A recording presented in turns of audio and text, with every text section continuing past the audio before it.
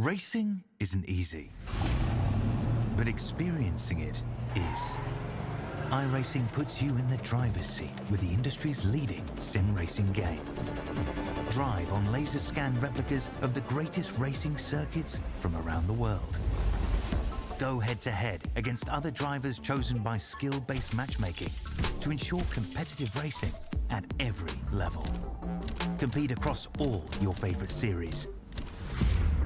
In officially licensed cars, engineered to deliver the most accurate driving experience possible.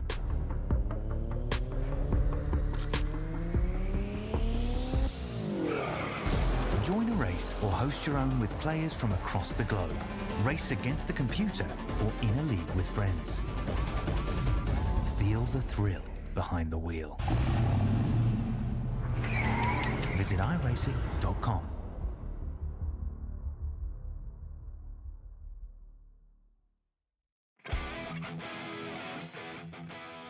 Live from the virtual Talladega Superspeedway, it's the Average Joe's Sim Racing League live on Green Flag TV. Welcome everyone, happy Thursday, or happy Friday Eve if you will. Happy you're along with us here, and I hope you're excited for the high-banked 2, 3, maybe even 4-wide racing we're going to see all night long at Talladega. Welcome everyone, my name is Derek Watson. Pushing the buttons behind me is Christian Hill, making us look and sound good. I got the dog in the background tonight. He's kind of chilled out in air conditioning. He's pretty zonked out, but he's excited too if he could be. I'm sure he'll wake up at some point for the yelling and the screaming that will be Talladega. Tonight is the Todd Ingersoll Memorial 185 as they come around here to our next race on the schedule. We're ending that bit of short track racing, and we're going to come into a very exciting track here and a set of tracks on the schedule. Well, let's take a look at the facts of the racing. We're going to start with our track map here on Green Flag TV. And you see they're 2.66 miles, the longest oval on the schedule, 4 corners, opened back in 1969. Only cost $5 million to build back in that day. I imagine it's a little more spendy than that now. 55 miles an hour or 88 kilometers per hour, if you prefer that, is the speed on pit road. And of course, the banking goes all the way up to 33 degrees here in Lincoln, Alabama. Well, that's the look at the track and what we're facing tonight. Now let's take a look and see what's next in our information. We're now going to pull up the schedule. I said we just finished those short tracks, Bristol, Rockingham, and Dover. And now we go to Talladega, then Phoenix next week, and then our first road course at Watkins Glen, and then Pocono, Richmond, Atlanta, Darlington, Chicagoland, and Homestead will wrap up the season on September 11th.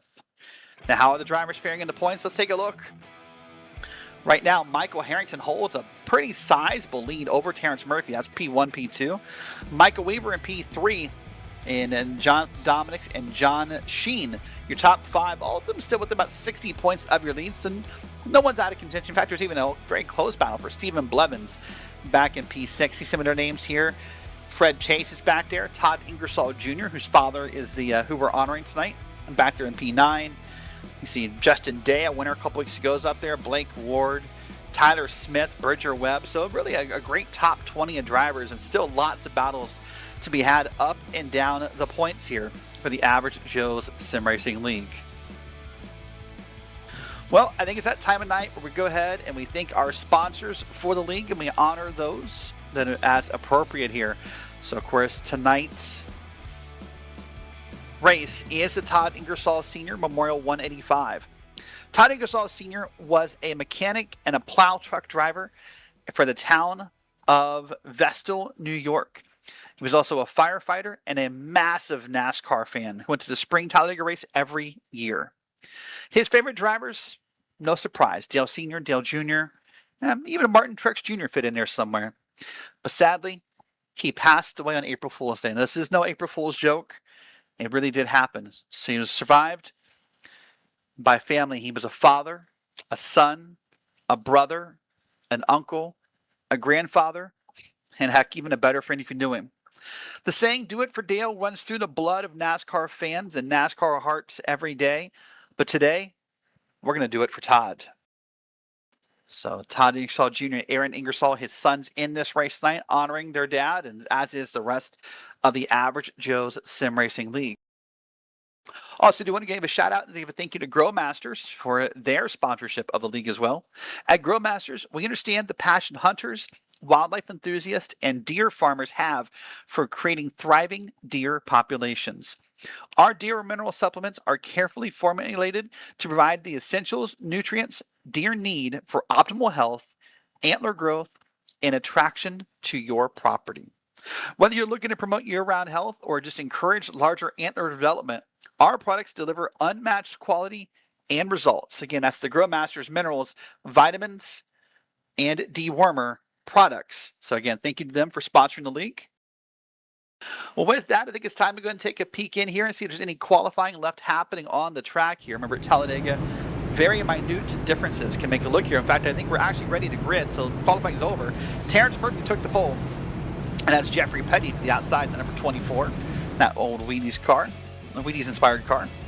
Moving back into P3, we'll find Larry Blair the second next to Willie Smith, that number 75, one of the two of the many Dale Sr. inspired cars on the field this evening. Mike Straminsky and that Best Buy machine in P5 next to Stephen Blevins in P6 and that Exion at number 51. Another Goodwrench car for Brad G. He's next to Blake Ward, number 82 tonight. There's no way I'm going to get all these cars mixed up. Don't worry about it. Jacob Watson in the 4 is next to Michael Weaver in the 2 and the 700 WLW machine. We'll talk about that later. Stephen Linger has his name on the front of the car. That'll be easy to spot as he's next to John Milnes for P11 and P12. Austin Guerrero makes a return back to the league after a couple weeks off. He's next to the 01 of John Sheen. Bridger Webb, in sort of a throwback to the old Wrangler look, back to the 1979 Dale Senior car in the 66, is next to Joshua Holt in the 16. Blake Hewlett in the 9 is next to Fred Chase in the 94. We've seen Fred have a couple solid runs. Brian Cook went a little different. He took sort of a rivalry look to this theme tonight. He's taken on the Darrell Waltrip theme in that number 87. He's next to M. Brian Matthews in the 28. Jonathan Dominics is in that Canadian car in the 49 next to Austin Oliver in the 23. P23 is Justin McCurdy. He's next to Travis Hunt in the Tabby Rossi Esports black and blue machine. And the pace car's off. We'll get ready to go green, and we'll look at the rest of the field later. But pace car is down, and they're going to lead us around. And for the first time tonight, Barney the flagman has that flag in his hand. The green flag has fallen. We are go, go, go at Talladega.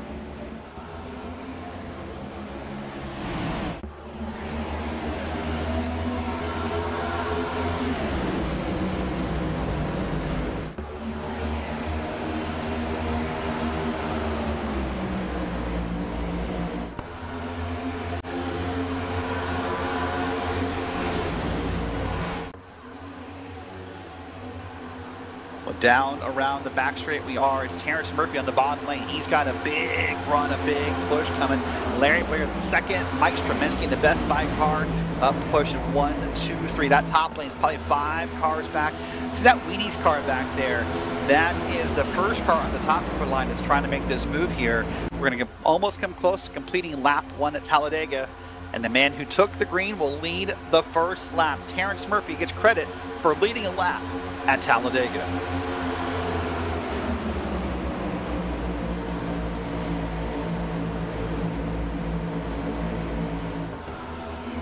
Coming out through lap number 2. You see again that top lane. Watch it here. Just a little bit of trouble for that top lane. You need to get a little bit more bunched together. This Jeffrey Petty and the cars behind him. They need to get a little bit more possibly in line and patient. Look at that. Petty's now being moved up the line here, it looks like.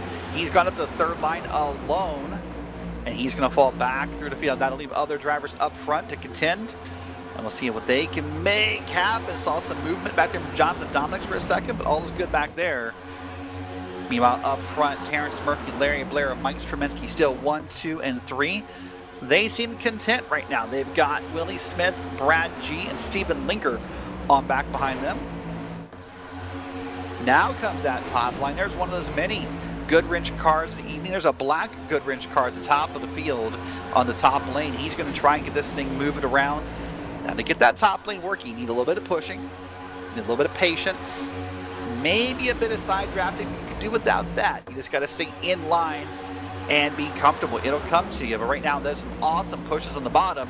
But oh, that 76, I think, pushed a little too hard and caused a disconnect there. That helps the top lane. There's another car up top. That's believed to be, is that Austin Guerrero, I believe, up top now.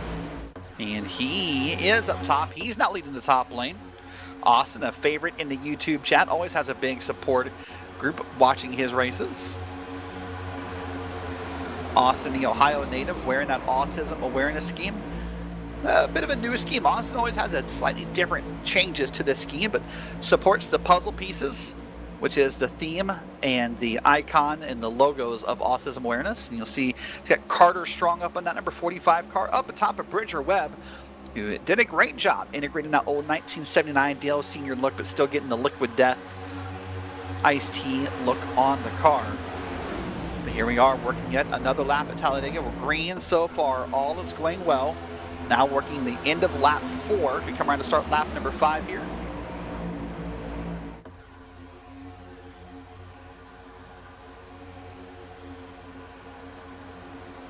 There's another car. I thought maybe he was going to peek up in front of Guerrero. Undecided is that red car. That's Steven Linger.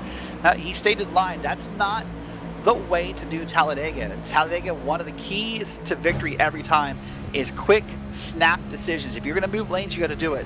If you're not going to move lanes, you got to sit still. When you linger, no pun intended, in a lane, you will cause some issues, some checkups, some wrecks, or what have you. But boy, look at that gap. Here's the estimated throttle input. Look at that. Steven Linger's lifting, it looks like. And is he trying to save gas? I mean, this can't. Talladega is known both in virtual races and in real life to be a fuel-saving race sometimes, but for him to be almost no throttle, I mean, that's an estimated throttle input based upon his speed and other factors. But I mean, it's bouncing up and down like he's not holding it down. And that kind of makes sense because he's not tucked up behind that Best Buy car. He's not tucked up behind Straminsky. But look at this, that top lane has now formed. Look at that, Bridger Webb up there. There's one of those multiple Goodwrench cars up there. Austin Guerrero's up there. In fact, it's like a choo-choo chain of Goodwrench on the top line.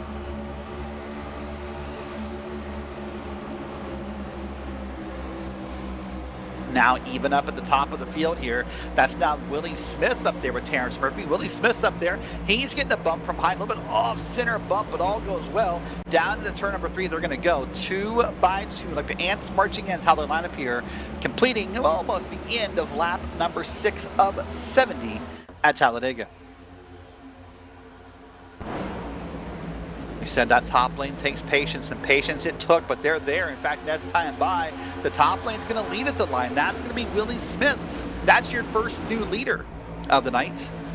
He's going to have a push from behind. That's going to be Brad G behind him. And now the question is, what does Willie Smith do? Does he patient? Does he wait on his friend, or at least his pusher of Brad G? Or does he decide to kind of abandon the cause and get to the bottom and feel more comfortable? And I think that's what he did. He decided to move down. Now, the thing about Talladega, we're playing a literal moving game of chess, because what I mean by that is every decision you make on lap 7, lap 8, lap 9, heck, even lap 35 of Dega, those all come around. Someone will remember if you left them out to dry. Someone will remember if you're a good bumper or a bad bumper, or if you can take a bump. Those are all things these drivers are going to remember. Someone come up to around lap 65, 66, 67, drivers are taking mental notes.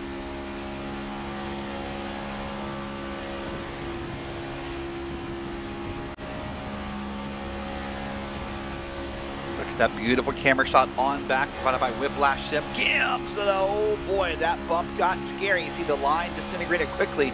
People got scared. That bump right to the back of Willie Smith by Terrence Murphy was a little off center, and you saw the car start to wiggle. Now you see the car moving up top. Oh boy, this is getting wild, because Smith kind of tried to ride the middle, tried to block the run. That's now Larry Blair the second in that old Goodwrench Plus car. So look at that, a moment ago, we were very calmly 2 wide. Now we're testing 3 wide back to the field. Bridger Webb is stuck on the high side up there. And that's Todd Ingersoll Jr. in the red Tasmanian Devil car in the bottom with a car in the middle. So now we went from a very calm race to kind of being very scattered very quickly. Now it's Smith, Blair, Straminsky, your top 3. And look at that. That, I believe, is Brian Cook in that old Tide ride. He's trying to make a move. He's brought that car up 15 spots since the start of the race. That Tide ride started back in P19. Then you see on the bottom of your left, bottom right of your screen, pardon me, you see Ingersoll Jr., Brian Cook, Doug Ivey all up here at the top of the running for biggest movers. The fun part at Dega, that number will move, heck, possibly every second. When you go up a spot, down a spot, when you go up a couple spots or down a couple spots, that can just change wildly. Oh, there's a car way up top, 3 wide. One of the good wrench cars, and all's good. Not sure if he's got a little loose. Maybe he wasn't paying attention to how much he turned for the corner. Maybe he was trying to form a third line. I don't know. But all's good. We're back to 2 wide racing.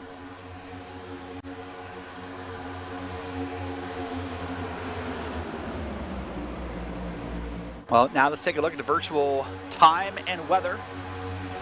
We're going to traffic and weather together here at the race. It's 2:54 p.m. virtual sim time. Look at that hot, blistering 111 degrees Fahrenheit racetrack. With May 15th, the default iRacing sim date is what's selected here. That track tip will not mean as much as it could at other ovals. It will still make the cars a little slick in the corners. You maybe see a driver slide up a corner here or there, but you know, oh my gosh, who is there's contact?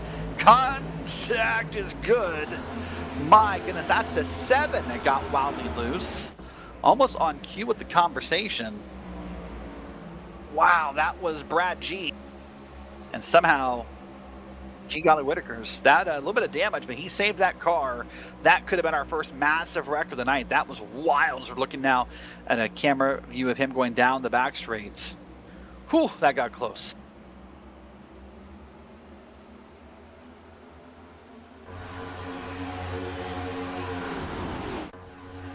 Here we are already, heck, 1/7 of the way through the race. Green Flag Racing has the name of the game tonight. Lap 11 now working on through. So again, Brian Cook up there in P4. Straminsky, Blair, and Willie Smith still at the top here. And I believe that now to be Terrence Murphy, the top of the lead of the top line. He wants to get a push from Stephen Linger and the others. He wants to get back to the front.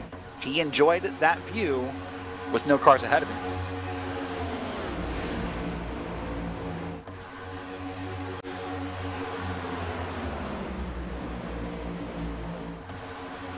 Now at Talladega, at the Average Joe Sim Racing League, the fuel tanks are limited to 50% fuel limits. That means we are not far from our first set of green flag pit stops, because typically you can go about 35-ish laps on the tank of fuel if you're maybe fuel saving a little bit, as we saw earlier. So if you divide that in half, that means we're only about less than 10 laps away, maybe even 5 laps away from our first set of pit stops if all goes well. Here comes that top lane, by the way. I said the 5 wouldn't get back up front when he's trying. He's got the 97 pushing him, and they're trying to make their way through.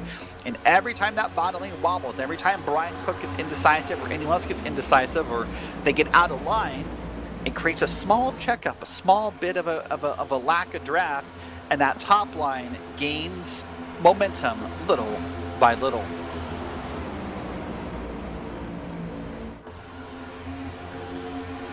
Brian Cook looks again. I can't tell if he's just maybe not holding the corner well, or if he's trying to decide when he wants to move to the top and make the run here. But with pit stops on the horizon, with pit stops only about 4 to 5 laps away, this would not be the time to move to the top lane, because you can't pit from the top. You're going to have to get down to the bottom lane to get there when you need to. By the way, interesting story. If we can take a look real quick at the back of the field. Notice the 100 and the 94. That's Mike Presley and Fred Chase. You see them all the way in the back, your camera shot back there. That's a strategy some people have for Talladega. These guys are hanging on. What they're hoping for, this is, who's back here? Russell Heaton, Mike Presley, Fred Chase, all in the same vicinity. They're kind of hanging back. They've decided they don't want to be involved in the front pack immediately. They kind of want to sit back, maybe wait for if there is a caution, and they can kind of catch up and make something happen. So right now they're running down Russell Heaton Sr., and that 3-car line could be as fast as the leaders if they work at it. Right now they're 22 seconds off. Now here's where the strategy works. The moment the yellow comes out, they get to kind of check up and safely kind of ride through whatever carnage or wreckage there may be. Where this plan doesn't work is the longer we stay green. Now, where they're going to benefit for the moment is those green flag pit stops. But if this stays green, they will never catch the field.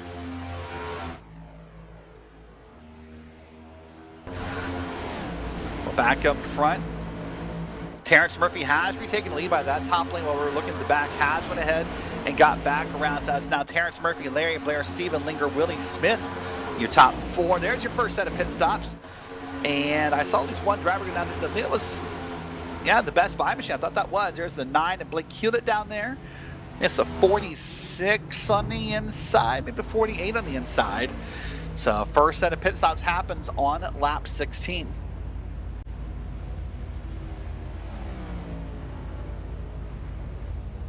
The 46, Mike Streminsky, the 9, the Blake Hewlett down there. Now here's where this gets important. Every extra lap you can run matters, because every lap you can run mathematically helps you in your final pit stop, right? If you're good at math, you see the massive 3 in the back of that car there, caught me off guard. If you do your math forward, 16, 32, and keep moving by 16s, then count by 17s or count by 18s, and you'll see how maybe you can cut gas out of your final pit stop, right? 18, 36, you keep going there, 54 would be next. From there, you know, that's not even a full pit stop to the end, but you start counting by 16, 16, 32, 48, and keep going. You might have to do another pit stop or come close to it. So you've really got to see how long you can save gas here and what you can make happen. Now, the other important part for these cars is to get bunched back up as fast as possible. So look at this. You got the 048 and the Best Buy car, but they've kind of left their teammate behind a little bit. I think that Michael Weaver maybe back there in that black and blue, or white and blue 700 WLW machine, I think it was, but they've left him behind. That may be a decision that just will be questioned later, because that extra person drafting will help you catch the field.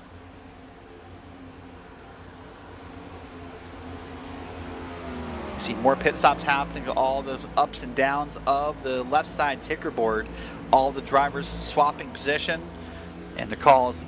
The leaders this time by, I heard Terrence Murphy say, oh, there's some smoke on pit road. That may have been someone locking it up, and here's everyone down. Here they come.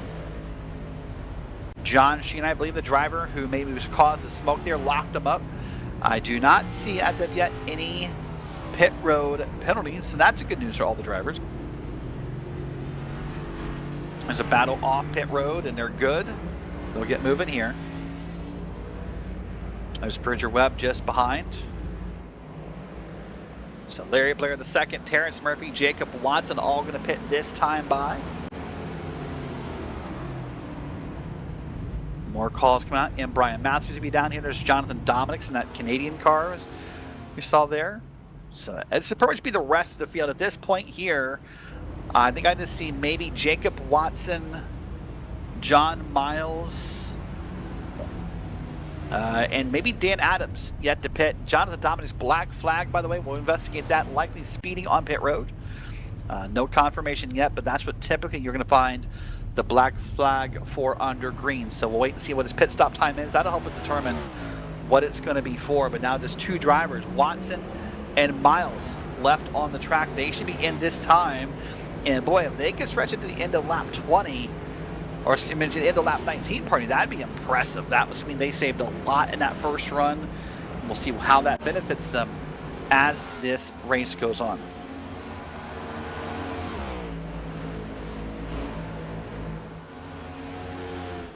And you see there's that break, and there's that blue cone. That's where you're allowed to merge back into the track.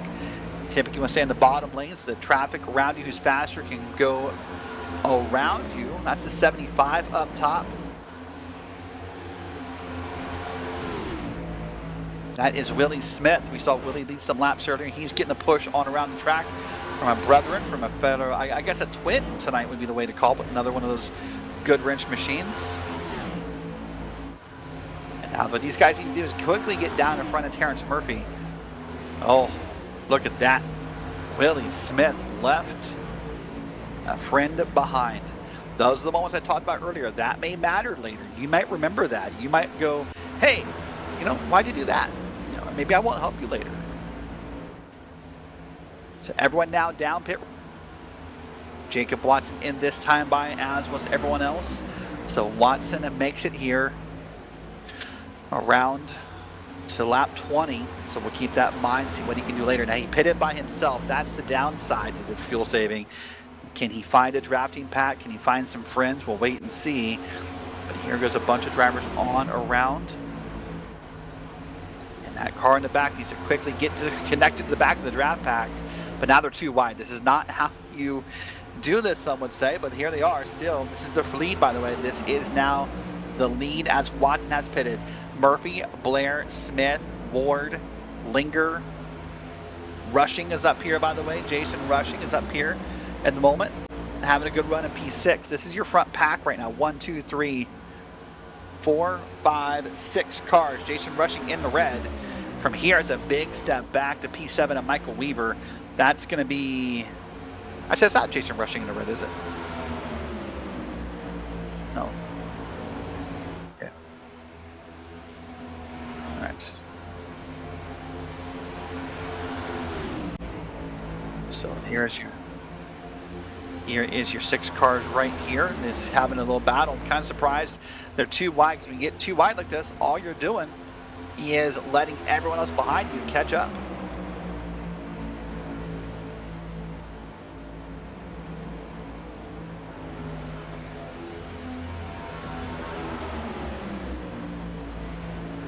So we think we may have found the cause of the source of that smoke on pit road. Whoa, look at that. There's that best, what's that? That was definitely a Wrangler inspired machine. Oh, we saw it going sideways, and there's a car up top as well. That's a Musco fix here. But what happens first? Watch that 3 car on the bottom. That's Aaron Ingersoll. And he's going to get tapped, I believe, by Travis Hunt. Up the hill they're going to go. They're going to crush John Sheen. And then Ingersoll is going to go back down the wall. I would suspect this will be bad news. You know what? All things considered, not as bad as it could have been for Aaron Ingersoll. I'm guessing he'll use that fast repair, get back on track. Oh, that car's messed up right there. That's going to require an unsafe pit entry and lots of other problems for that driver.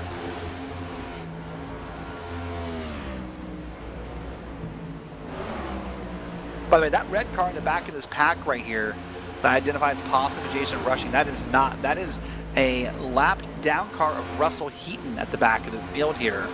So that is not Rushing. Rushing is leading the second pack around. They're about 6 seconds back here. So that is Russell Heaton, that red car in the back. He's just trying to hold on here, maybe get the lucky dog if precaution comes out. But lots of passing happening on the track right now. Lots of these smaller pit parties, these pit packs, if you will. Now getting to work. There's Corey Matthews in that PBR machine. And making lots happen. The front of the field here. Now this group right here, this is going to now catch up with Jonathan Dominics, and they're going to now try to... If you're Dominics, what you want to do, by the way, is you want to stick to the bottom of the track, most likely, and let these cars pass you. Let them move down and suck you into the draft. When you do what Dominics did right here, it's a little harder to get yourself back in the draft at the appropriate time to make sure you don't kind of fall off the end. So while this may be the more polite way to do it, the more effective way for Dominics would be to go ahead and let them pass you, and then let them kind of, pull down and suck you into that draft. So this is the leaders, by the way. Up front's Larry Blair. He's got Willie Smith, Terrence Murphy up there with him. That's Willie Smith on the bottom, Terrence Murphy up top. Murphy's being pushed by the 51. And lots still going on. Quick race happening here. Already working lap 25 of 70. We're already more than a third of the way through the Todd Ingersoll Memorial Race. Now this battle up front, if you are someone in that second pack, if you are Doug Ivey, Corey Moore, Stephen Linger, Jason Rushing, Michael Weaver, or more, you're stoked. Because the more these guys race side by side, they're not as strong in the draft. They're going to give up some time to you, and it's going to kind of let you back in this race. Oh, there's a new leader, by the way, I believe. Corey Moore. Required repairs. And I think that may have been Corey Moore popping a motor. We'll have to wait and get confirmation of that. That's what we're hearing across the track. Yep, we're being told Corey Moore popped a motor. Let's watch this happen here. In the middle, he's just pushing too hard, and watch in a moment that infamous smoke's gonna come out the back, a little bit of a dark gray smoke. There it is. And it's gonna come speeding down pit road. That'll be a penalty, unfortunately for him, even if he gets to use the fast repair. But I believe for Corey Moore, that may be... Well, let's see if he's already used his fast repair. I think he has, so he's sitting on pit road. And he said he thought he's done for the night. So we'll wait and see if... we'll see what happens. He said, I'm done, but I think he has a fast repair, maybe forgot about it. So we'll wait and see. Look at his pack up front now. Now it's even more scattered. Now it's got, what, 3, 5 on the bottom, 5 up top, and cars moving around. And a little by little, they're going to let that second pack into this race, or they're going to cause a wreck amongst themselves for the lead. Now they're 3 wide. There's maybe a total of 10 cars here. Somehow we're 3 wide, almost 2 deep at the front. Now this is a mix of lead lap and lap down cars. Some of these cars, Larry Blair, Willie Smith, and Terrence Murphy, they want to win this race. They want to lead. Some of the cars, like Russell Heaton Sr. Or others, are trying to fight for the lucky dogs. I think that's Russell Heaton, Jonathan Dominics, Todd Ingersoll, I believe, is up in this pack as well. So these guys are trying to fight to get a lap back in case the caution does happen. So we have 2 different battles, and neither one of them may lead to a positive result.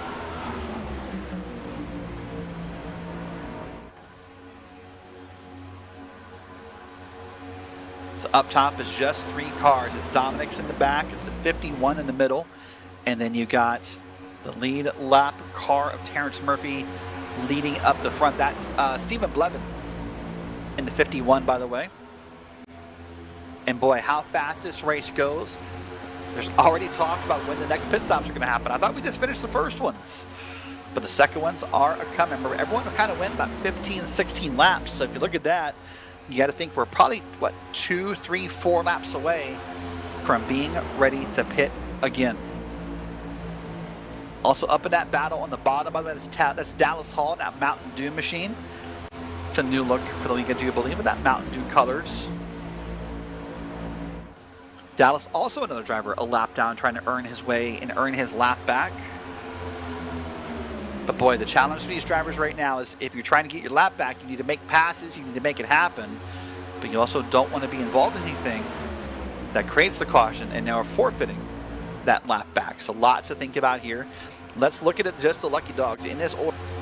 Last time by, it was Heaton, Hall, Dominics, Ingersoll in that group. So let's wait and see. Every time, every second is when it's going to matter. If that caution comes out, the moment of caution, which of those guys is ahead of the others will determine who gets that lucky dog. That time by, it was Dominics. He's ahead of Hall and Heaton and Ingersoll. You see him up top in that Canadian car, that number 49. He's trying to push the 51 and trying to push around Terrence Murphy. Ooh, big move out wide for Todd Ingersoll Jr. Got it saved, barely kept off the wall here. And there's, 2 cars. That is Murphy and Blevins. They moved to the bottom. They left Jonathan Dominics up top. What the cool story here could be, if Dominics gets help from the 33, if he gets help from Ingersoll, Dominics in theory could use this top lane, get around the leaders, and maybe earn that lap back the hard way. But instead he's going to, I think, just fall, well, maybe not fall back. He's got a little bit of problem with the push. You see, oh boy, Dallas Hall over the track behind him. Hearing now from Fred Chase, lap 33 is the goal. That would be a wild number if that is, in fact, the number they're going to hit here.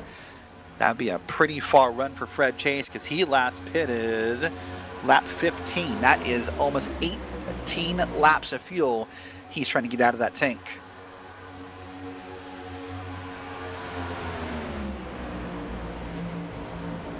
Hope you're having fun watching here at Talladega. Hope you're having fun in the YouTube chat. I see the chat moving pretty quickly here. We got Shelby Guerrero out there, Scott Kaysen.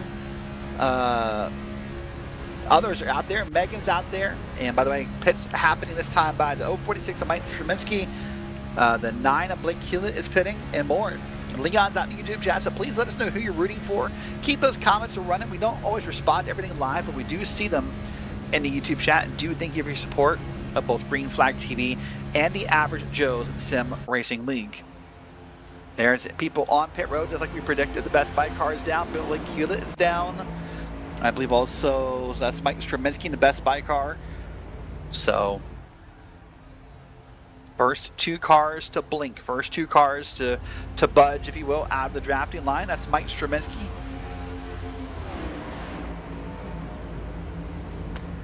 And you see him coming off of pit road. Can they get hooked up? Can they stay in line? Can they have a good spot here? That's the question by the developing story from the 4 of Jacob Watson. He's back a little deep in the field. He's telling his guys in line, hey guys, we got to work this out. We're a second off pace in the draft. I'd be curious to see the 4 and what's happening behind him, because I bet there's some off-center cars in that drafting line. Here comes the leaders, by the way, around Straminsky. And they're going to quickly catch the next 2 cars. This is going to get a little hairy. There'll be 3 wide with lapped cars for the first time. How does it play out?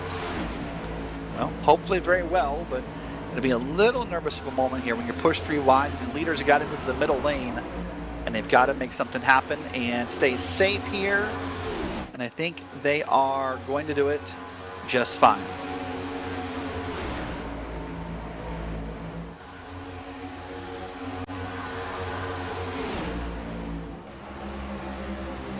Kevin Burns in 99 says he'll be pitting in this time. I think Travis Hunt may be coming in this time. Some more pit stops. Dan Adams in that Green Bay Packers car is going to come in this time. So lots more pit road action to come here during this round of Green Flag pit stops.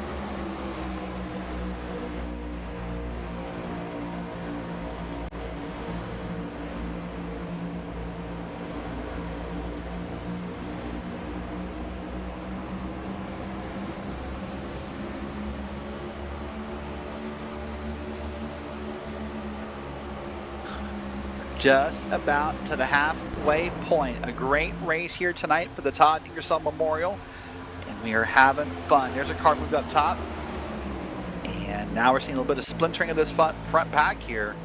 About 2, 3, maybe 4 cars kind of moving up top, kind of trying to stay safe. They might leave that hole open on the bottom, but also kind of flirt with the top lane, so they're trying to figure out what may work. Hold on, caution. There it is, halfway point of the race. We'll wait and find it. Oh, there's the 9 of Blake Hewlett. He's around at the bottom of the track.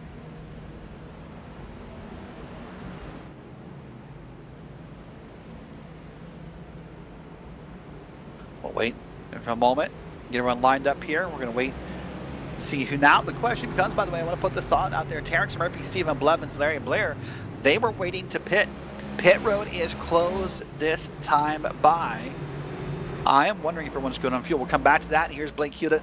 He's going to get a push, and no, he's not going to get a push. He's just going to get the 75 up under him and spun him around, and oh, hard into the wall goes Blake Hewlett.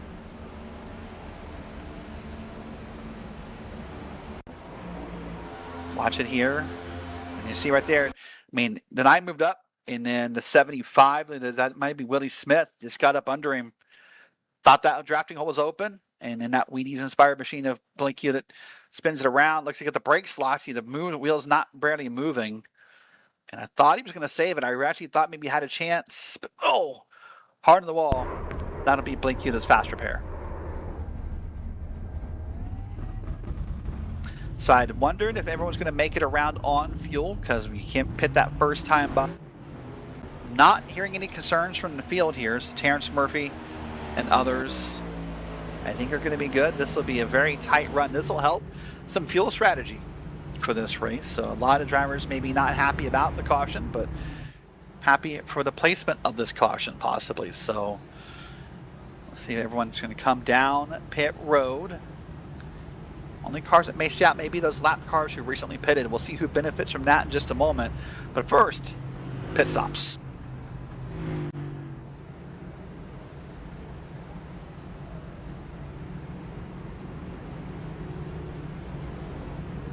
Making that long trip down pit road, 55 miles an hour, 88 kilometers per hour if you prefer that metric.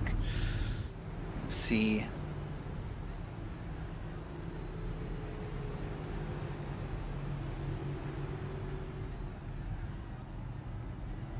And the call from race control is the 9 car is at fault for the caution.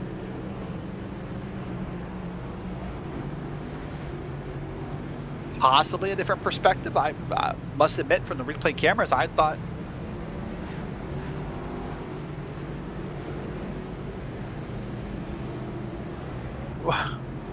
well, sorry, I'm listening to the words of race control, so I apologize for the silence, but I don't understand. Okay.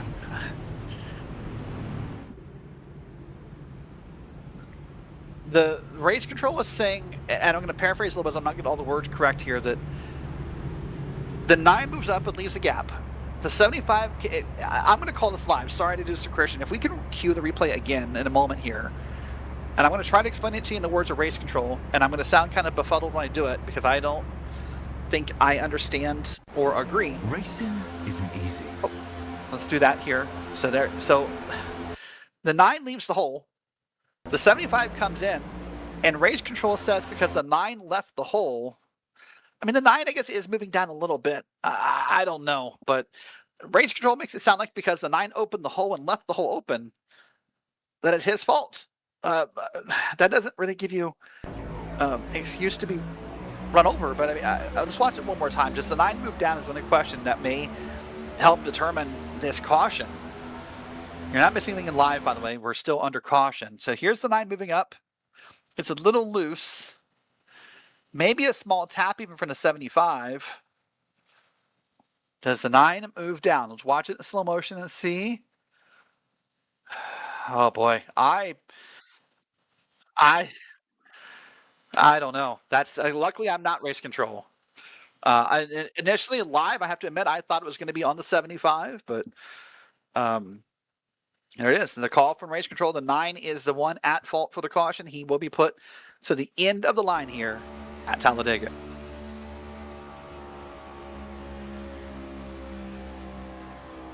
Boy, oh boy.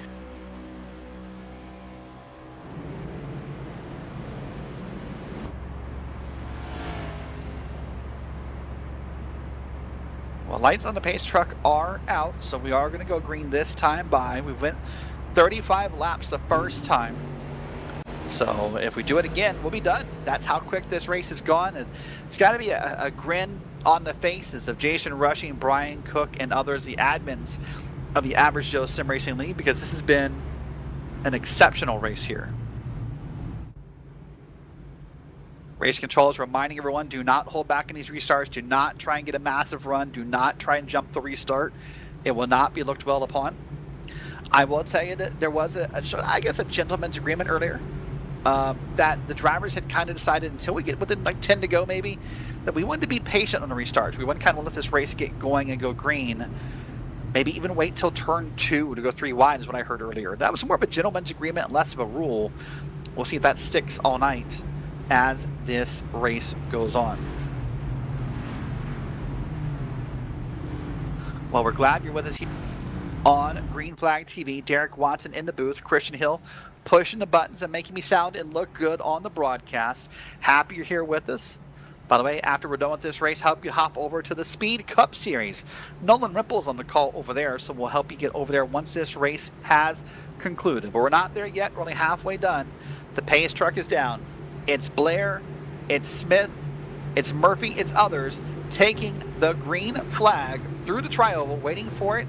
When you hit that restart zone, it's going to happen right about here. Green flag is out at Talladega.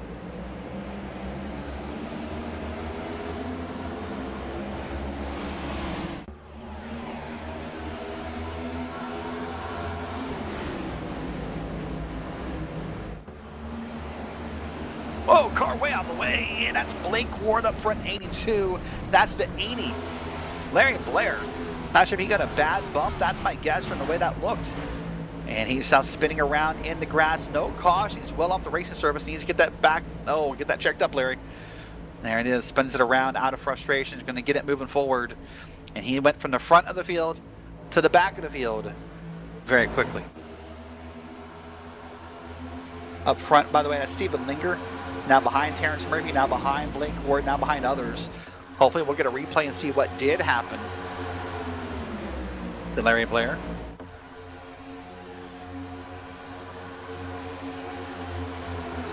Take a look here and see what happened.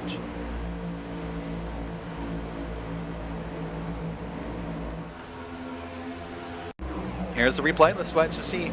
Larry Blair is going to move up top. The 82 is going to follow him. And just off center bumping by Blake Ward. And this is got to be save of the month for Larry Blair, because I can't express to you, if you're not a driver, I cannot express to you how difficult, how tedious, how frustrating, how maddening that save is. Do not be back up on the track right there. Congrats to Larry Blair. Not the congrats you want maybe for this race, but kudos regardless. So it's Murphy, Linger, Ward, Ivy, and Cook, your top 5. Ivy in that 4th place, by the way. He's the painter for some of the cars in this league. He's painted that Tide ride for the competitor right behind him, and Brian Cook. So Doug always popping up some new fresh paints. And Brian Cook is always appreciative of those moments. Bridger Webb in the Liquid Death Iced Tea in that bright blue and yellow. So maybe like a faded 1979 look back there in the 6th in line. But the top lane is trying to form. There's Michael Weaver in that 700 WLW machine. I should explain that. That is a massive AM radio station out of Cincinnati, Ohio, where Weaver's part of Queen City Motorsports. And on a good night with a clear sky, the transmitter for 700 WLW is so strong, they get listeners all the way out as far as Arizona on a clean night and a clear night skies for this massive radio station. So the home of the Reds, home of the Bengals, lots of great programming over the years on that station. So always happy to see some local, being a Buckeye myself, always happy to see some local Ohio representation throughout the field here. But look up top, Michael Weaver has moved up top, by the way, in front of that black Goodwrench machine. And that number 51 is pushing. He's being pushed by the 2.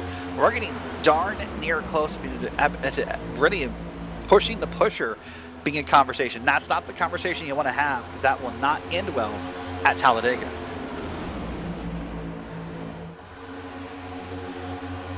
Stephen Linger up front. He's got Blake Ward on behind him. He's got Doug Ivy and that silver Goodwrench machine. One of the different looking Goodwrench machines of the night. He went ahead and picked the silver, easy to spot. And in fact, there was just a joke on the radio where someone said, which 3 cars? They're all 3 cars tonight. That's how I feel as a commentator. I don't know if anyone saw, maybe you can YouTube it after this race. There's a video that came out just after AI came to iRacing where someone took probably like 25 cars and made them all Greg Biffle cars and put them around Daytona, I think it was. That's how this feels tonight with Dale Sr.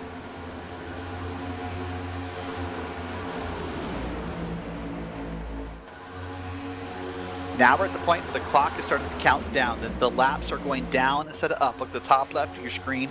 28 to go for the Todd Ingersoll Memorial Race. A great race overall. Only 1 caution. Glad you're with us.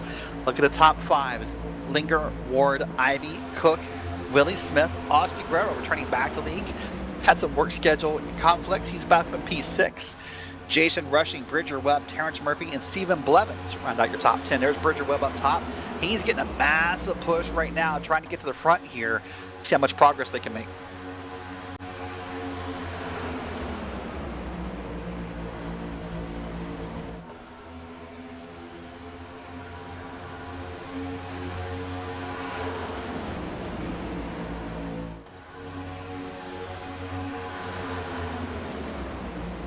Lots of support out in the chat for the 45. Lots of supports for the 66. You can see all that happening live with us on the YouTube chat. Cole Webb, Shelby Guerrero, Ace Alloy, Mega Flame, and more out there supporting their favorite drivers. Leon's out there supporting. Bridger Webb. And up top is what Bridger's trying to do, trying to make that move happen. So the question in everybody's mind is, when does 3 wide start? It may have started right there. Bridger Webb almost got a parachute to the back of the car. Those cars in line behind did not sit still. They went ahead and look at that massive gap now. He's going to fall back through the field. He's hoping someone pulls up to help him. There's a little bit of help. That may be from one of the, it's not the Best Buy machines, one of the other Wrangler-inspired cars tonight. That's a different senior look we saw throughout the years. In fact, it's the color scheme that's inspired in the default paints for the one of the 1987 NASCAR models in iRacing. So you have to think right now, everyone has one pit stop left. No one's done. Now by up top, you'll see one of them hit their fastest lap. Well, I assume that's their last pit stop lap. Pardon me, I can't read. So you see everyone right there. So everyone pitted under the caution. And that is when they all pitted. So since we all pitted together on lap 36, you have to think that means we're all probably pitting together right around, I'd say, lap, what, 54 probably is where I expect most pit stops to happen. And that would be the last ones of the night, unless we go to overtime. Now up top, look at that. There's the positions gained for the night. Shout out Jason Rushing up 26. Shout out Douglas Ivy up 22. Brian Cook up 15. There's a couple of highlights there. Actually, Jason Rushing up 27 now. Russell Eaton up 15. So lots of movers up to the field. Some of the downsides, Brad G's down 13. Mike Skrzminski's down 20. Larry Blair, unfortunately, down 24. A lap down at this point after that unfortunate bump through the restart of this race. Boy, when you look around here, it feels so calm right now. It's kind of calm, kind of peaceful. You can almost break out your commentator voice. Everything's kind of calm and quiet. But I bet after those last pit stops, when everyone realizes it's time to go, calm, quiet, polite, respectful, not words we're going to use. It's going to be exciting. It's going to be fast. It's going to be a little aggressive. Some beating, some bumping, some banging, some drafting, maybe some door banging. All probably left still to go here with 23 laps to go at Talladega.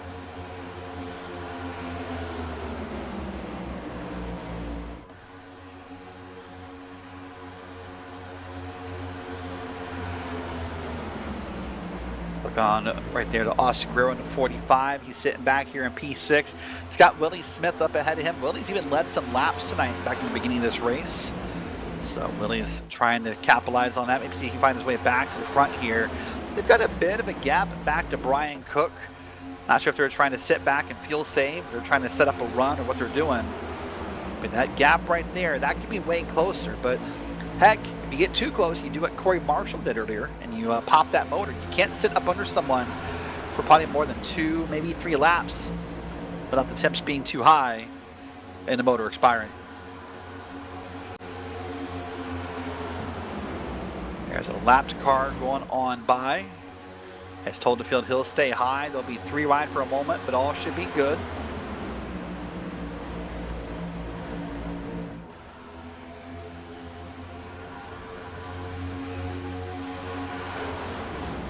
Oh, first round of pit stops are happening. I just heard the 48 pitting this time. That'd be Jonathan Dominics, who still a lap down, but he's calling pitting this time. That is way off schedule. I would think he did pit right before the caution, and there he goes. There's more cars down pit road, by the way. That's the 048 on your screen right there. And so more cars down this time. There's Straminsky. Wasn't sure where his pit box was, I think. He just went ahead, almost pitted somewhere else. But he's now down in that Best Buy machine. There's the car we saw a moment ago. That's the 36. That's the car we saw going by. That's Corey Marshall. He was the car we saw get lapped a moment ago. Remember, he had that expired motor earlier. Typically running that PBR paint. Now running that more traditional black paint scheme tonight. And here comes another pack of cars on back. So again, if I was Corey Marshall, I would stay to the bottom. Let these cars pass you up top. Let them suck you into the draft. I understand the polite thing to do is we get out of their way. but you need some drafting help.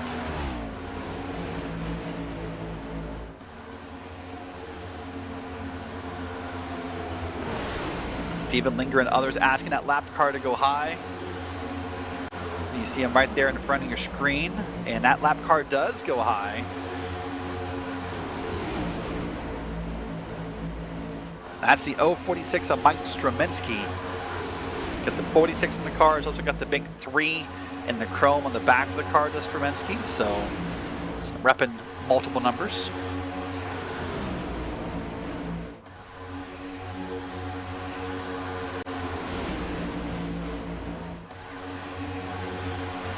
We have to think now we're 19 to go. Working lap 50. We last pitted on lap 36. With the caution, I suspect we make it about 55, maybe 56 before last pit stops are needed. So we're not far away from that moment.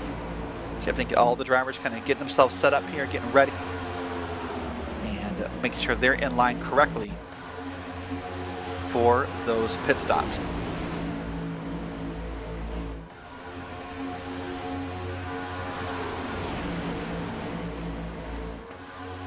There's some conversations in the room about what's happening, or people trail braking, or just checking up. But here it is. Pit stops are going to happen here soon. If probably next time by, we're starting to hear some of the calls happen. So this next time by, expect to see cars down pit road for what will be the final time with less than 18 to go.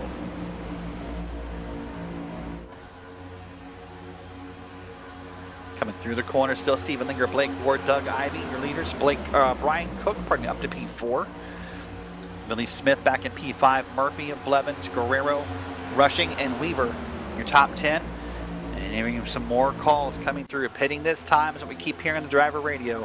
Watch it out of 4. Cars are going to yank their cars to the left, get down off the track. Let's see who does it. There's some people maybe doing some fake out pit calls, or maybe they're in the back of the field, because that front pack is not budging here at Talladega. Jonathan Dominics, I think, is down this time.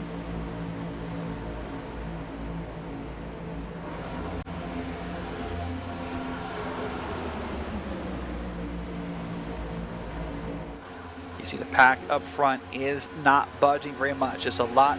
It's a good racing up both lanes, trying to make moves, trying to get ready. But I'm surprised this top lane still exists. They seem very comfortable for a set of cars that needs to pit soon, because, well, if you're on the top lane, if you're Murphy, if you're the 51, if you're the 80, if you're others, you have to find a way down. You cannot pit from up there. So let's see if anyone pits this time by. There's a few cars coming down. A couple of good wrench cars going to make some gaps in that bottom lane. And now we can say pit stops basically officially underway.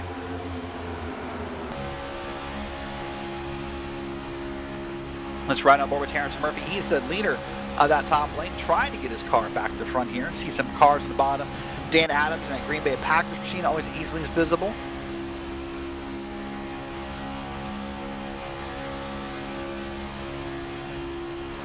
Here more reports are coming in this lap.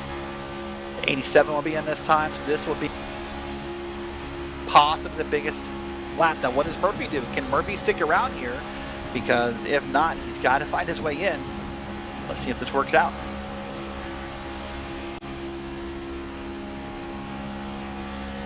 He does not pit. He stays out. I thought that left-hand move maybe implied Murphy was going to pit here, but he does not. He's going to stick in it.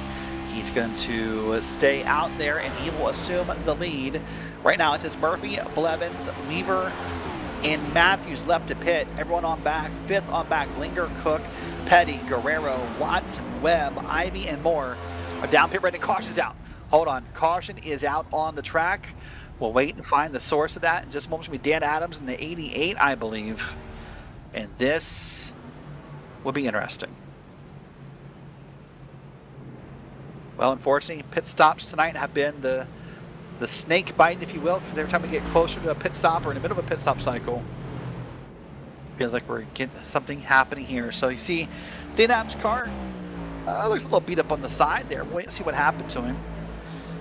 And it's going to be a car, in case of a car not clear. No. Wow, he's just going to... Wow, this is going to be interesting, because I thought maybe Adams moves up into the 49. We'll see what race control thinks here. That's Jonathan Dominics, the car who was fighting for that lucky dog earlier. And boy, Dominics, that's scary for Dominics. No matter where you sit in the track, you're in a danger zone, so to speak. But got it down off the track. Let's watch it again. Boy. Maybe for the second time tonight, I'm glad I'm not race control, because I thought maybe the 88 moves up, but maybe the 49 moves down. We'll wait to see what AMR thinks in race control and what the call is. Adams, oh boy, that's not in the wall at all. That's a good save by Dan Adams.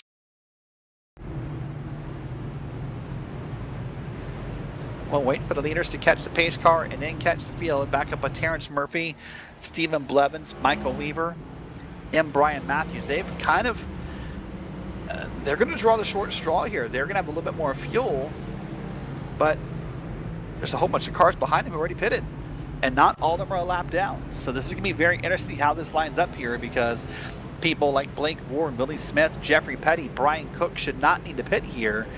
This means these people racing for the lead right now are going to be back in the field a little bit here with about, 12 laps to go when we go green. Let's watch the pit stops here.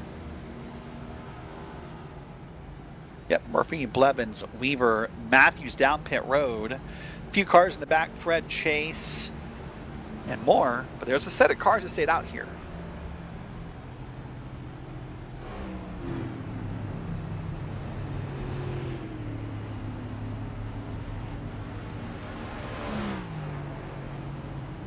Race control says I'm kind of right both times. Race control says racing incident.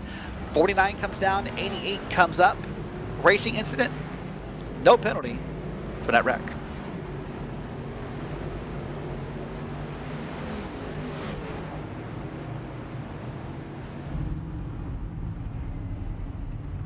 Let's do this while we're under a long caution at Talladega. Hold on.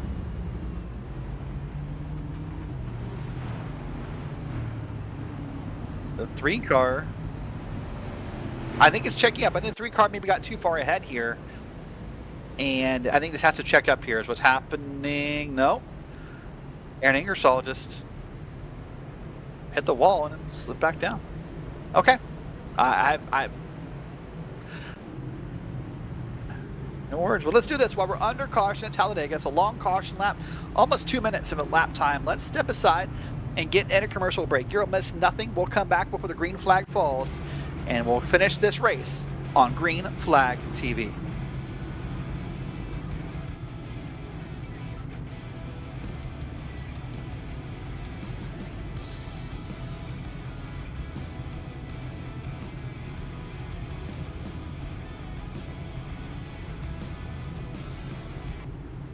Racing isn't easy, but experiencing it is. iRacing puts you in the driver's seat with the industry's leading sim racing game. Drive on laser scan replicas of the greatest racing circuits from around the world. Go head to head against other drivers chosen by skill-based matchmaking to ensure competitive racing at every level. Compete across all your favorite series. In officially licensed cars, engineered to deliver the most accurate driving experience possible.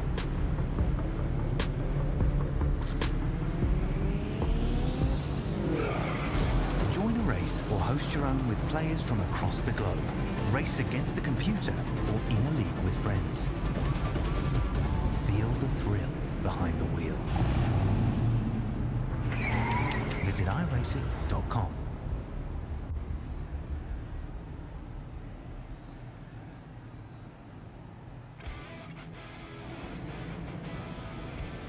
Back here at Talladega for the Average Joe's Sim Racing League for the finale, the finish of the Todd Ingersoll Memorial 184 here on Green Flag TV. Welcome in. Just finishing up our caution laps here. Took a bit of a break there after a wild set of wrecks and collisions, and one under green, one under caution, and lots of confusion maybe for both was the call there. So we're working around here. The lights on the pace truck off. We're going to go green this time by with 11 laps to go. Let's work out where we stand here in your top of your field. Blake Ward is your leader. And he has Willie Smith, Jeffrey Petty, Brian Cook, Stephen Linger in the top 5, Jacob Watson in P6, Austin Guerrero 7, Doug Ivey 8, Jason Rushing 9, and Bridger Webb round out your top 10.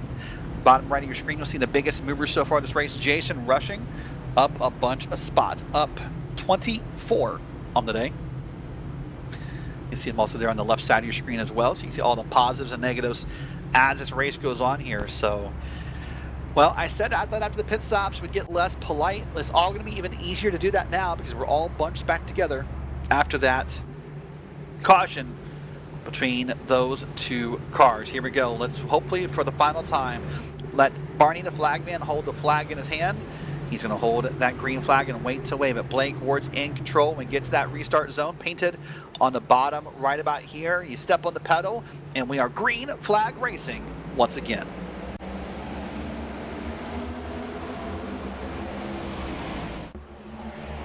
Oh boy, Ward got a big jump there, but the rest of the bottom line did not. Ward got up a little bit ahead here, and luckily for him, Willie Smith hopped in line because otherwise Ward could have been a sitting duck. Brian Cook tried to shove it in right in front of Stephen Linger. That was tight. He did make it work. I think Linger had to lift to let Brian Cook in. Well, all those words we said are about laying back, about being patient, about being calm, about waiting for that time. Well, it's that time.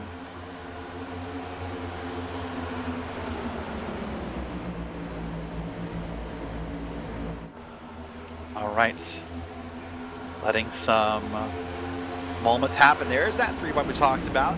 Look at those 2 cars up top, 3 cars up top. Now they're going to try to make a run here. Now there's more cars moving up top. There's a car on the wall. We're 4 wide in the back. They're wrecking. There it is. There's a 33 involved. Jonathan Dominic's involved, and more. And Dan Adams makes his way through.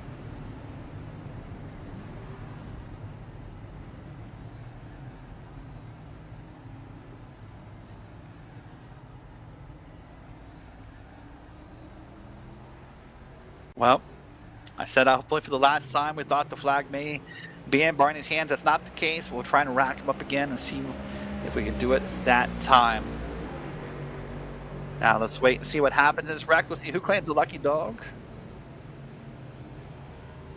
I'm going to watch it from up top first. Watch up top. They're 3 wide here. Watch the 33. That's the car up top. He's going to be 4 wide with the 34. We're good so far. What's going to happen? The 33 is going to move down. The 33 is going to cut across that blue car. And then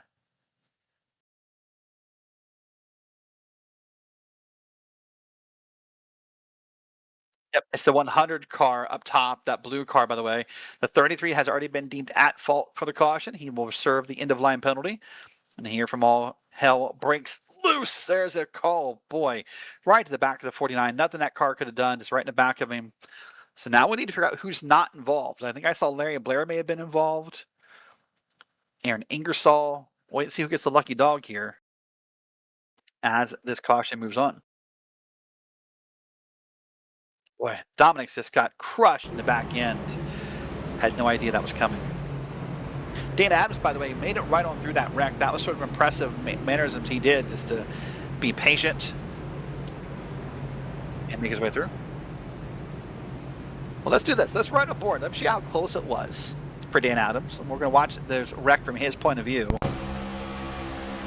So it's about any moment now. Here's Dan Adams. That old Green Bay Packers look. And it's going to start right about here. There's the smoke. Adams sits up top. Doing a pretty good job.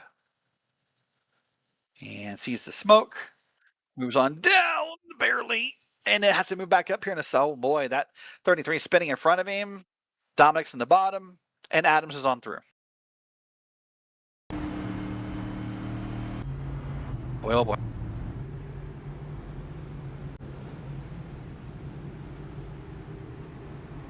Wow, well, let's rack him up again. It's Blake Ward, Willie Smith, Jeffrey Petty, your top 3. Now I'm back. Here's Dan Adams.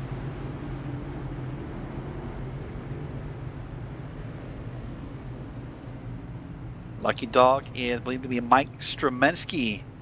Look at that Best Buy car up top. Mike Stromensky is going to be your lucky dog. He was a lap down, but that means Aaron Ingersoll and Larry Blair are both involved in that wreck. And Stromensky gets to go on by.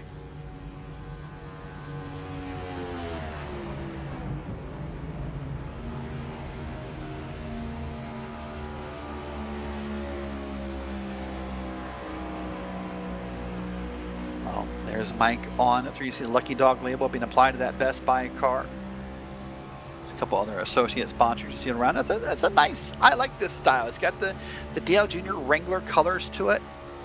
The multiple numbers. The multiple numbers are a little confusing. The 046 and the 77, you know, a little confusing there.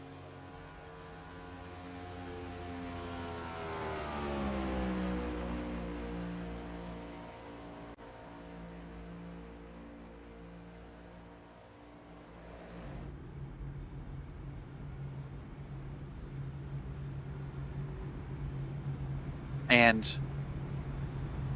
we're being told possibly there's some more penalties being assigned here. I think Larry Blair II has been assigned an end-of-line penalty due to contact under caution. I say that's the correct order. So I think he may have gotten the back of the 12 was what I'm being told by possibly. So not sure we're going to find that in the replays, but Larry Blair is also being signed an end-of-line penalty here.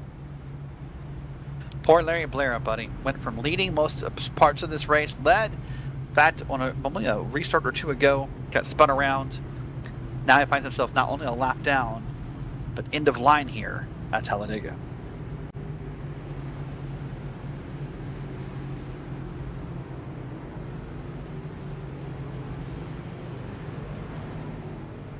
Well, right now for Blake Ward, I bet the butterflies are starting to grow in size and stomach. The nerves are setting in. Anticipation setting in right now. Here we go green with 6 laps to go at Talladega. Not a big number, but when you're trying to hold off a lead at Talladega, that's going to feel like about an eternity or so. When you're Blake Ward, and of course we're up with him, Willie Smith, Jeffrey Petty, Brian Cook, Jacob Watson in your top 5. So a different top 5 than I think we've seen for most of these drivers up front for towards the end of these races. But hey, it's Talladega. If we take a picture of this field right now, take a picture of this field in about 7 laps from now, could be massively different where all these cars are lined up here. One big wreck, one big caution, one big draft line. Could really change everything here at Talladega. Well, from here, this is our last restart under normal race conditions. If we have another caution, we will go to a green, white, checkered finish. We'll go into Average Joe's overtime. Hopefully that's not necessary, but that would be the next call if it does come around. So for Blake Ward, remember last time he got that massive jump on the start, that car behind him and Jeffrey Petty, I'm not sure if he just didn't go or was trying to set up Ward for a pass later. We'll see if it happens this time when the pace truck pulls down. Well, here it is. This is the moment. It gets exciting when we all hope to see at Talladega a last mad dash finish for the win across this 2.66 mile facility. Glad you're with us. Hope you're having a great time in the YouTube chat. Hope you're having fun rooting on your family, your friends, or you're just your favorite driver. Here we are, pace truck down.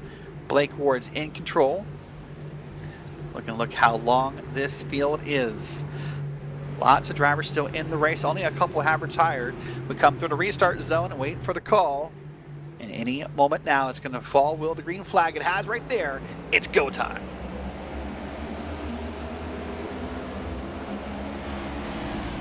Boy, Blake Ward gets another massive jump. And again, he's going to get Willie Smith behind him. This time that draft's going to have a bit of a stronger run behind him, though. And look at that, even back to P3, back to P4 to Brian Cook, Jacob Watson, Austin Guerrero. They could get a big run in this draft. Here we are, green flag conditions, 6 laps to go. All bets are off. Now it's time to be aggressive. Now it's time to make 3-wide racing work. It's time to maybe make 4-wide racing work as they're beating and banging and bumping in the middle of this field. Oh, there's a wreck. I saw Bridger Webb. And we're yellow. Oh my gosh. Hello, lots of cars, 100 cars in there. Wow, I think that's Doug Ivy's in there. Whew, Larry Blair's back there. He may have avoided the wreck. Mike Presley and many more. Austin Oliver, I believe, may be involved in that wreck.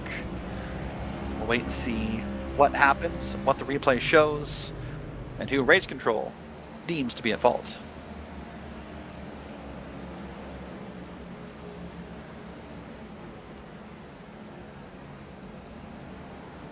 Well, we're just about ready for the green flag TV replay machine to spool itself up. Wait for that moment here. We'll wait and see what happened in this race. But now we're going to be in the Average Joe's Sim Racing overtime here at Talladega.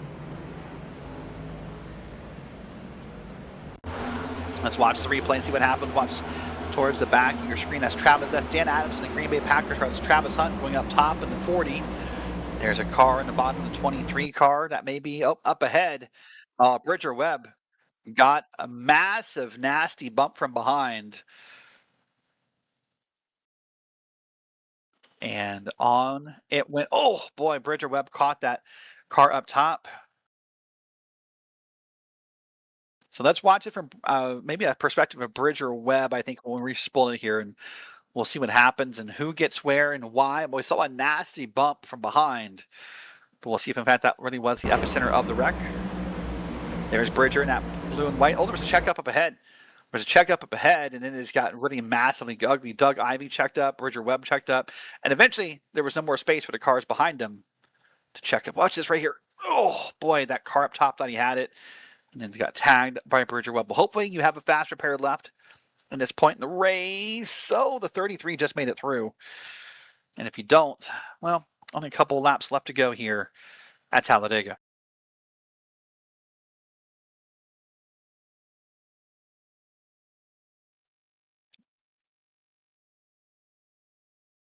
Well, let's take a look at a couple of different perspectives here and see what may come here. So I think we're going to watch the onboard view of Mike Straminsky here, and we're going to see what happens from his perspective in this race, or in this wreck, pardon me.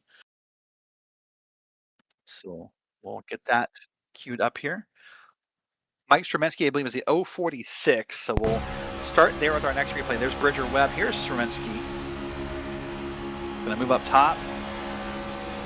Right about there is the start of the wreck. Straminsky up top, up top, up top. Does a pretty good run. Maybe scrubs the wall, but overall, pretty good save. Yeah, it's a pretty good job getting it checked up. Racing incident is the call from race control. No penalties applied to this wreck. So now here we go. We'll see if we can get it going again. Let's confirm the lights on the pace truck here.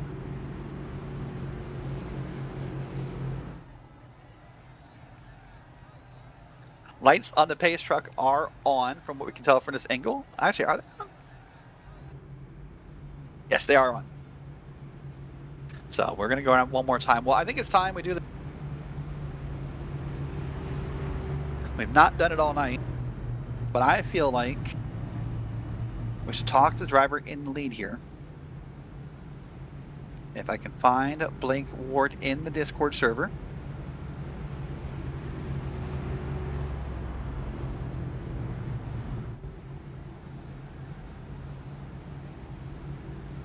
Wait for that moment here.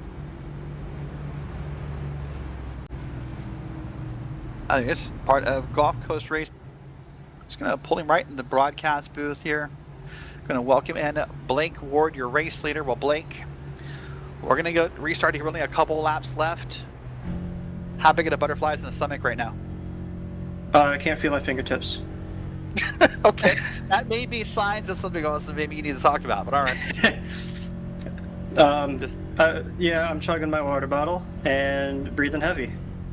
All right, well, listen, so you got Willie Smith behind you. You have a couple other drivers on back, hopefully willing to help you through. Is the plan to stay on the bottom here and ride it out? My plan is to win by any means necessary. Oh, okay. Yeah, I don't know. We'll see what happens. I've never really expected to be in this position before, so we're winging it. All right, well, listen, well, good luck. We'll put you back down with your Gulf Coast teammates, and maybe we'll talk to you in a bit. Hope so. All right, there is Blake. And he says he'll win by any means necessary. And that may sound wild or extravagant, but when it comes to Talladega, there are multiple drivers who feel the same way. Trust me that. I'm sure Willie Smith, Jeffrey Petty, Brian Cook all feel exactly the same, that Blake Ward does any means necessary to hopefully win this race. Well, a bunch of cars had to take fast repairs, maybe towards the back of the field. As of right now, taking a quick look here,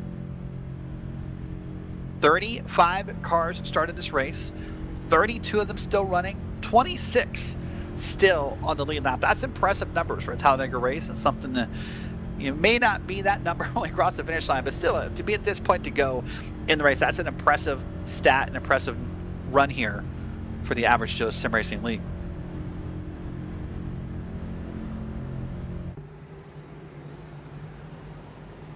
Here we go, pace truck down. This is going to be, by the way, I believe a natural green-white checker. This is not one of our first overtime runs. 3 laps to go, coming to 2. Blake Ward, Willie Smith, Jeffrey Petty, Brian Cook, Stephen Linger, your top 5. The green flag comes out, and Blake Ward leads this pack around.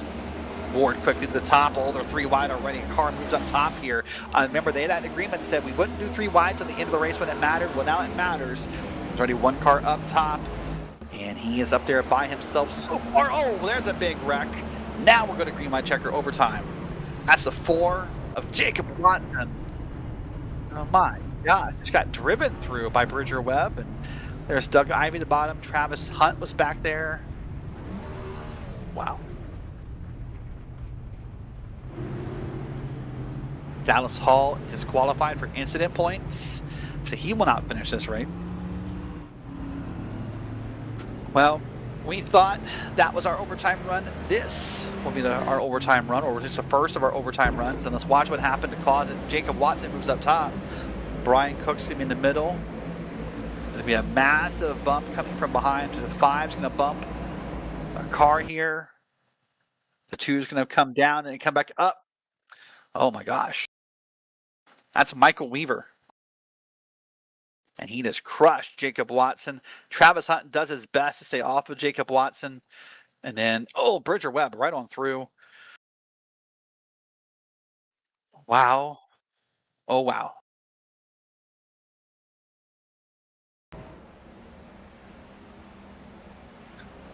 Not a surprise. Maybe the obvious news of the night, the 4 car says, I'm going to the pits.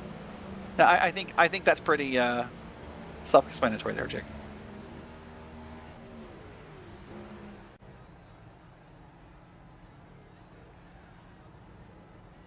Oh, drivers still getting themselves lined up here, trying to get ready. And boy, if you can hear all the driver chat, it's just lots of chatter. The chatter's picked up, the nerves have picked up, the excitement's picked up, and everybody is ready here. Well, last time by, we talked to the driver in P1.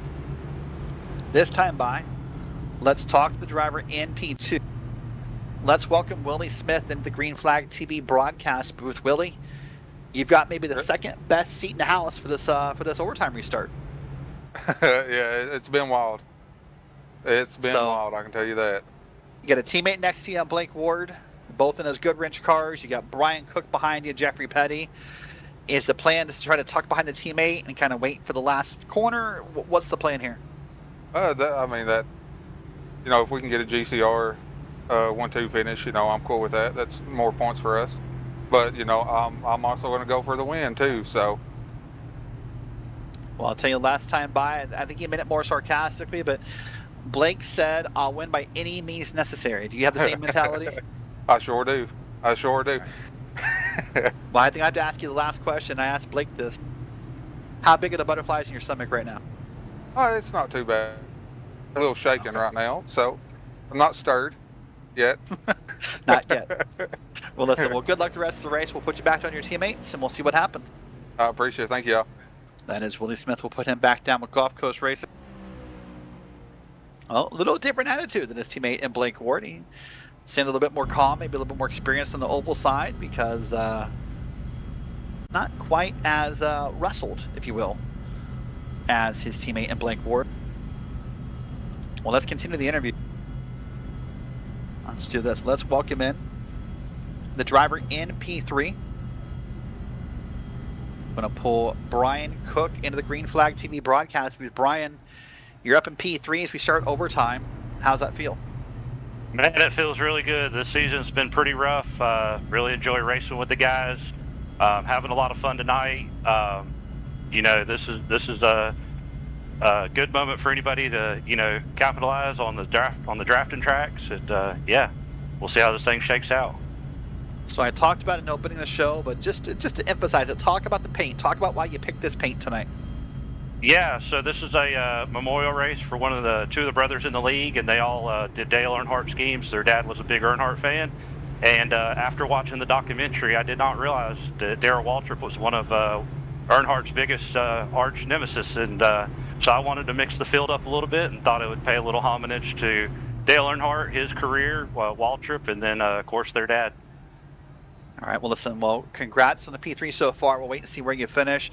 We'll put you back down with your rabbit hole teammate, and good luck. Appreciate it. All right, that is your, for the moment at least, your podium interviews. I'm sure they'll change a little bit when we come around to the end of the race here, and we'll see what happens. But the lights on the pace truck are off. 1 lap to go before we go green flag racing. See, here's how it works if you're new. We're going to take the green flag. That's the easy part. We all agree on that. What happens from there? Who knows? We can have one of two things can happen. We'll go all the way around the track. We'll take the white flag. If that happens, all bets are off, and it's just checkered flag from there. The other option, we take the green flag and a wreck happens. We take the yellow flag, and we'll rack it up again for another overtime attempt. So it's if we make the white flag. That's the important part. That's the part we're going to worry about and see what happens and see if we can get there. Blake Ward, Willie Smith are teammates. Brian Cook and Jeffrey Petty are not. Brian Cook's teammate and Jason Rushing is back down the field a little bit here. They've been up towards the front throughout the night, but at the moment is not up there. So Brian Cook's kind of in an unfortunate spot having the two teammates up ahead, but those two teammates do not seem determined just to sit in line. They both want to win this race. Jeffrey Petty, he's up there in that Wheaties inspired car. He could have some fun. Stephen Linger, Michael Weaver, Terrence Murphy, Stephen Blevins up there. Murphy, of course, has won some races this season, but right now, as the way it stands for these 1-2, this could be our new winner in the season. Well, when you grow up watching NASCAR, you grow up as a NASCAR fan. This is one of those tracks every kid dreams about. You dream about hitting the home run at Game 7 of the World Series, draining a three-pointer in the NBA Finals, you know, scoring a goal in the Stanley Cup Finals in Game 7, winning at Talladega. That's how important it is as a NASCAR fan. Here's about 32 drivers hoping to still make that happen. The pace truck makes the move to the left. He'll come down pit road, hopefully for the final time. Blake Ward, Willie Smith control the front line. That top lane needs to get checked or get caught up here. They do. We'll wait for that moment. You see the blue markings on the inside of the track here, right about there. That's when Blake Ward can step on it. He does, and we're now into Average Joe's overtime.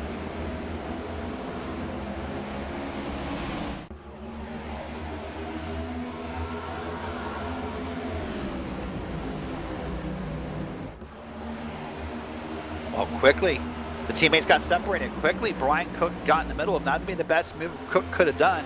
He's now in between Ward, in between Smith, coming out of turn number 2. Remember, if we get to the white flag, all bets are off. Jacob Watson, black flagged. We'll wait and see if we get confirmation post-race what that may have been for. But Brian Cook waiting to make the move. And here they are. It's Ward, Cook, Smith, Linger, Murphy, Guerrero, your top 6, all trying to get around the bottom of the racetrack into turns 3 and 4, getting closer and closer to that white flag. One more time around, so we're looking for a car up top of the wall. All is good. We're going to stay green. Blake Ward's going to take the white flag from Barney the Flagman. Now we're going to get crazy. Now the 3 wide starts. Now the 4 wide starts. And here comes the final move. Talking and chatter on driver radio, trying to touch where they are, who's where. That top lane, that Best Buy car, that's Stremensky. He's trying to get a lane moving. Meanwhile, you see up top, that's Terrence Murphy. He wants to get the middle lane moving, but it's Blake Ward trying to hold that yellow line. He moves up a little bit. Brian Cook tries to take advantage, as does Willie Smith, but all is good for the moment. Coming now down to backstreet one final time. Less than about a mile and a half to go. It's Ward, it's Cook, it's Smith. Who makes the move? We'll wait and see. Todd Ingersoll Jr. disqualified for incident points. He will not finish this race, but right now it's Blake Ward. Does Brian Cook make the move? Cook up top. Here it comes. Ward tries to block his side-by-side contact. How they not wreck, I don't know. Smith on behind makes the push. Wrecking on back. We're going to stay green, and it's going to be Ward at the line.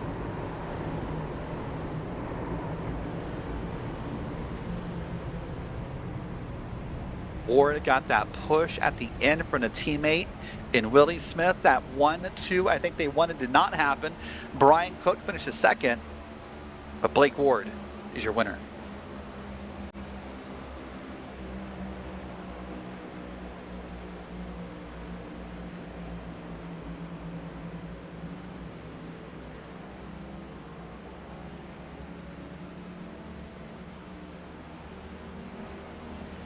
Earlier, Blake Ward said he couldn't feel his fingertips. He was gripping the wheel so tight.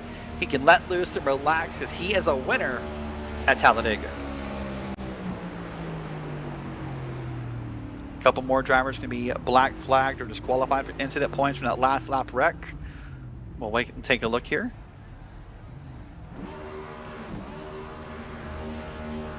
And there is Blake Ward ripping it down, burning it down, and celebrating this win.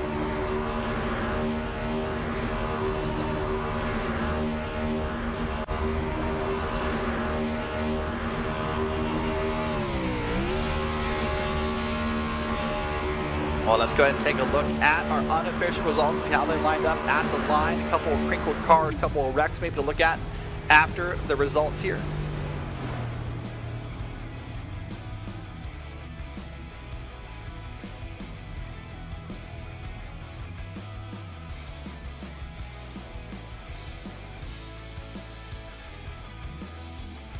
Let's take a look now at the results. Blake Ward is your winner. Brian Cook by less than a tenth of a second behind in P2. Willie Smith's in third. Stephen Linger, Russell Heaton round out your top five. Michael Weaver, Stephen Blevins, Kevin Burns, Doug Ivey, and Jeffrey Petty round out your top 10. Moving back into P11, you'll find Austin Guerrero about half a second off with Joshua Holt, Dan Adams, Terrence Murphy, and Mike Straminski back in P15. Fred Chase, Austin Oliver, Travis Hunt, Larry Blair II, and Bridger Webb is your first car one lap down. Moving back into P20 first, M. Brian Matthews, Todd Ingersoll, Aaron Ingersoll, 22nd, 23rd together.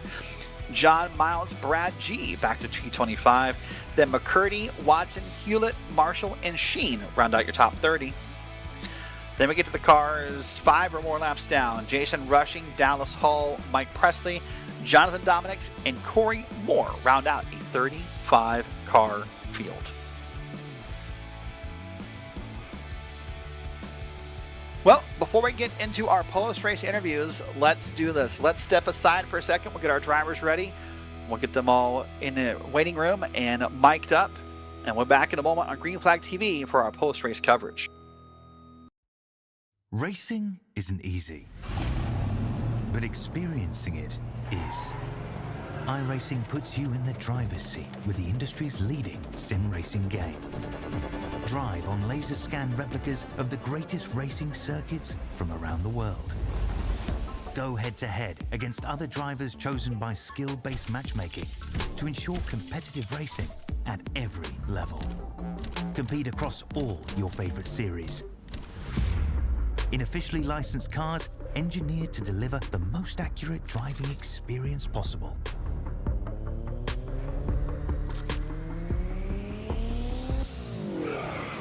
Join a race or host your own with players from across the globe. Race against the computer or in a league with friends. Feel the thrill behind the wheel. Visit iRacing.com.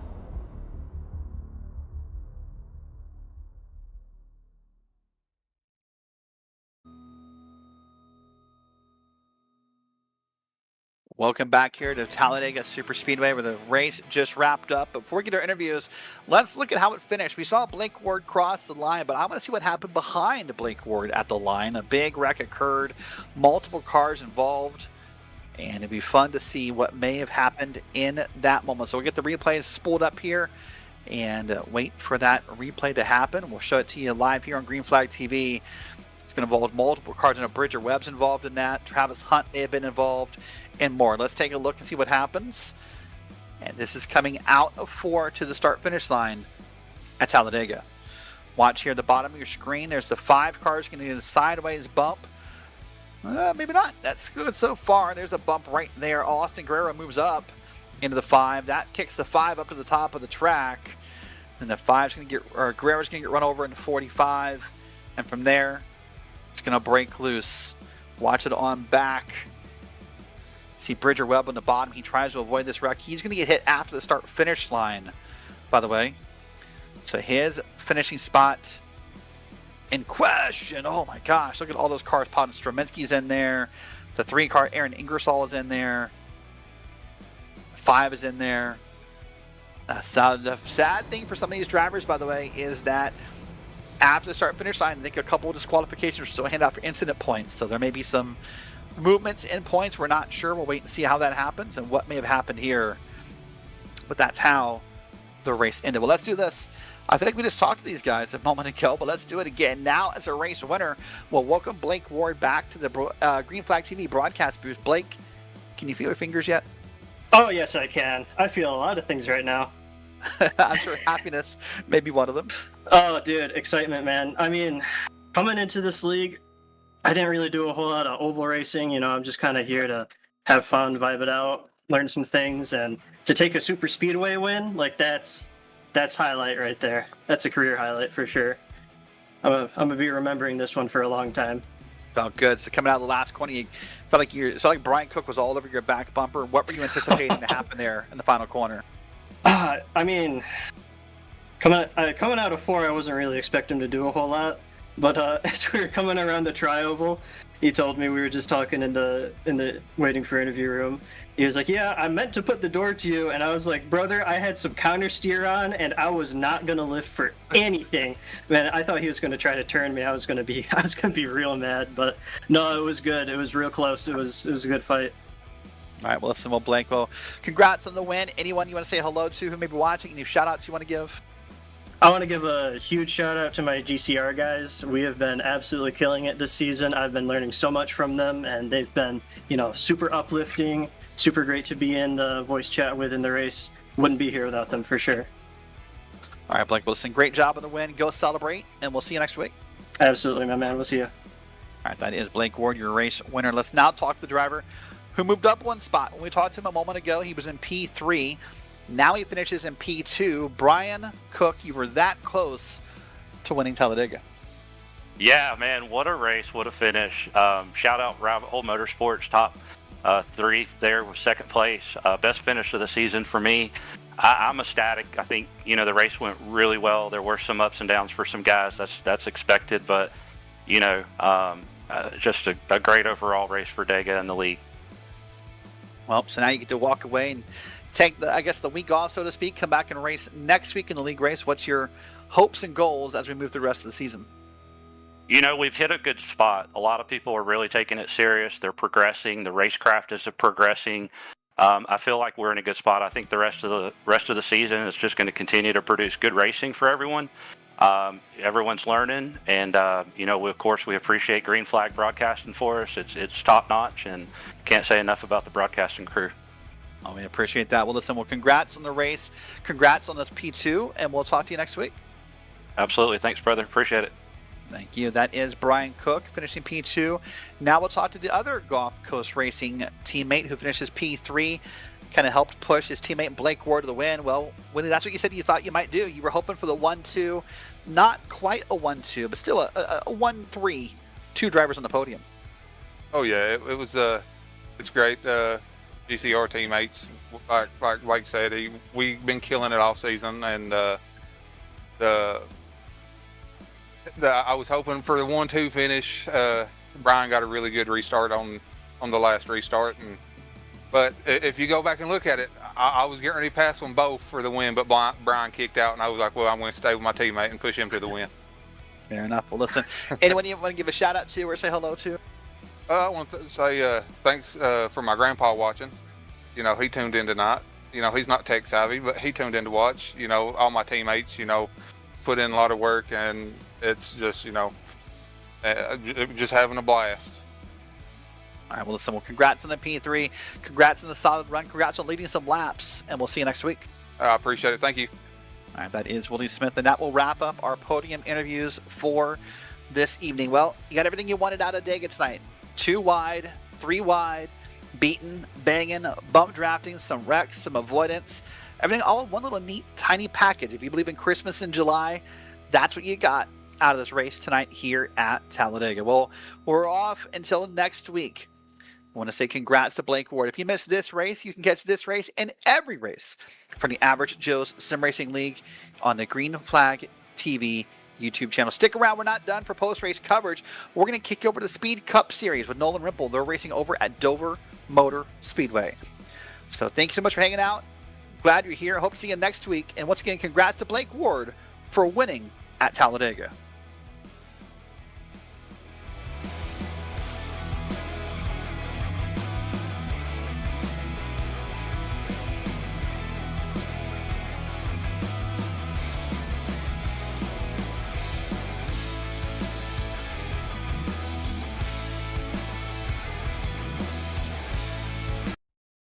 Racing isn't easy, but experiencing it is. iRacing puts you in the driver's seat with the industry's leading sim racing game. Drive on laser scan replicas of the greatest racing circuits from around the world. Go head-to-head against other drivers chosen by skill-based matchmaking to ensure competitive racing at every level. Compete across all your favorite series. In officially licensed cars, engineered to deliver the most accurate driving experience possible.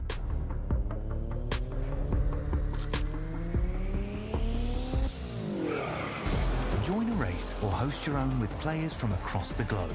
Race against the computer or in a league with friends. Feel the thrill behind the wheel. Visit iRacing.com.